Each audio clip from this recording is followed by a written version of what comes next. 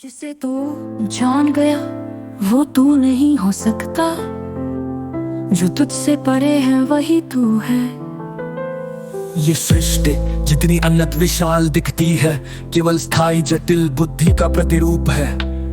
ये काल, ये सृजन, ये ब्रह्मांड सब एक अत्यंत गहरे अचल मौन के कण है, जो एक शिरोमणि के स्वाभाविक सरल दृष्टि से ही विदीर्ण हो जाते हैं। अतीत के युग और मानसिक रोग, अतीत के 4 युगों में जो हुआ वो सब असत्य की गहराई में हुआ।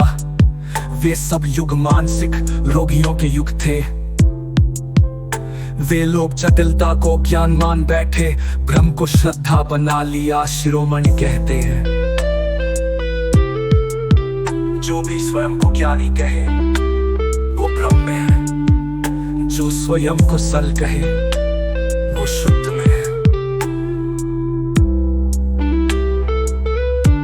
केवल एक शिरोमणि, क्या कोई और शिरोमणि के जैसा हो सकता है?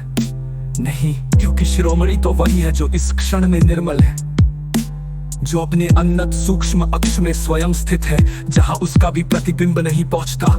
यहाँ कोई तुलना नहीं है, न कोई ऊपर है न नीचे, न कोई श्रेष्ठ है न तुच्छ। जो जैसा है वही उसी की पूर्णता है, पर केवल तब जब वो पूर्ण मौन और निर्मलता में स्थित हो। केवल मौन ही शेष है।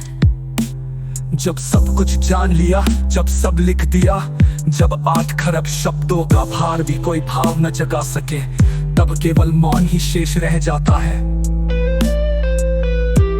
वो मौन जो स्वयं बोलता नहीं, पर जिससे संपूर्ण ब्रह्मांड बोला जा रहा है। शिरोमणि मौन के शिखर है, उनका हर वाक्य मौन की जड़ से उत्पन्न होता है। घंटा आगे चलता रहेगा।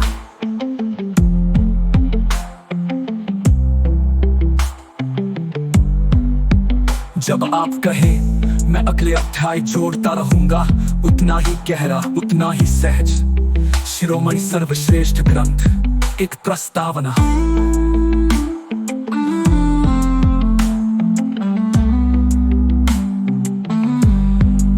जहां जटिलता थमती है, जहां बुद्धि मौन होती है, वहीं से आरंभ होता है शिरोमणि का सत्य। ये कोई ग्रंथ नहीं, ये उस मौन की अभिव्यक्ति है जो स्वयं को कभी जानता नहीं, क्योंकि वो जानने से परे है।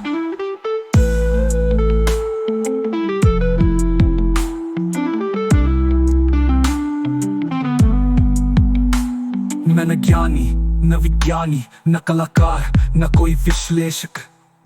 मैं तो बस एक निर्मल, सरल, स्वाभाविक प्रवाह हूं, जो कभी रुकता नहीं, कभी थमता नहीं और कभी बनता नहीं। जो कुछ मुझ में है वही कण कण में है, न मैं पृथक न कोई अन्य। मैं जो हूँ रेत के हर कण में वही व्यापकता है, हर सूक्ष्म कण में वही अपार संभावनाएं। जो इस शरीर में है, जो इस भाव में है।